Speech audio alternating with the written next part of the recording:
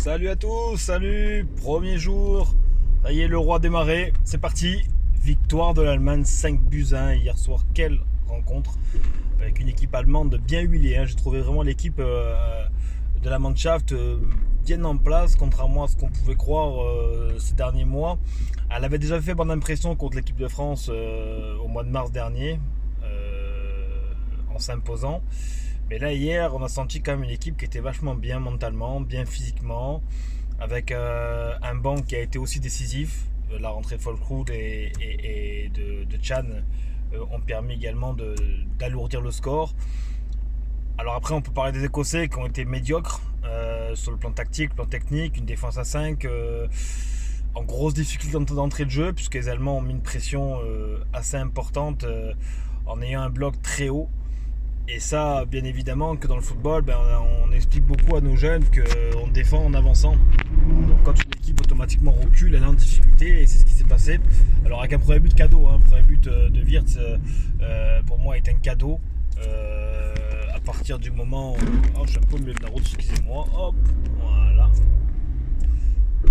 Et donc du coup, voilà, une équipe allemande qui a été très pressante d'entrée, qui a mis en péril la défense écossaise. Le gardien écossais qui fait un sacré cadeau sur un plongeon côté droit qu'il aurait peut-être pu, ne serait-ce qu'en faisant un pas chassé supplémentaire, intercepter le ballon. Il était à 1 mètre, 2 mètres max, 1 mètre, ouais, 1 mètre, quelques centimètres même, je dirais, du ballon pour le toucher à peine et qu'il finisse au fond. Mais bon, à part ça, les Allemands ont aussi l'opportunité de pouvoir obtenir ce penalty, ce carton rouge contre l'Écosse, qui a aussi permis aux Allemands de pouvoir gérer tranquillement cette rencontre. Mais voilà, après que dire de cette difficulté quand on voit des joueurs comme Kroos.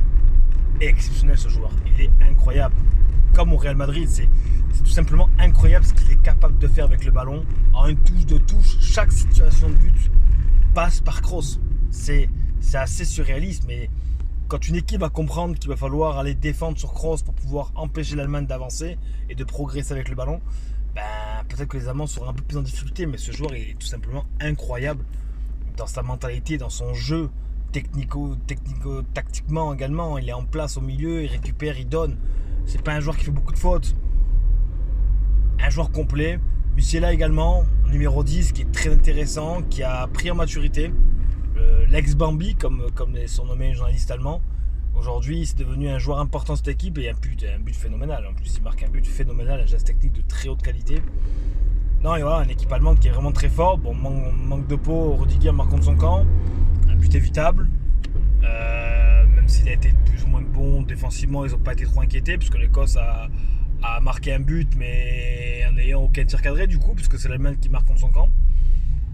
Voilà, bonne augure pour la suite. La Suisse et la Hongrie n'ont qu'à bien se tenir. En tout cas, ce sera le match de 15h cet après-midi. Hongrie-Suisse à 15h, suivi de 18h, le choc sûrement de la poule B, Croatie-Espagne. Et moi, ce match-là, j'ai envie de le voir parce que la Croatie, je les ai mis dans les favoris de la deuxième partie. C'est-à-dire que ce n'est pas les top favoris comme l'Allemagne, la France, mais plus sur le côté justement Croatie, Portugal, Espagne, ces équipes-là qui sont toujours un peu outsiders au départ. Et encore, même le Portugal pourrait être placé en première liste, on verra par leur prestation mardi. Mais en tout cas, la Croatie, pour moi, fait partie des équipes qui fait toujours peur à beaucoup de nations. Et j'ai envie de mettre une pièce sur eux ce soir. Et puis, un dernier match, Italie-Albanie. Le derby un petit peu de...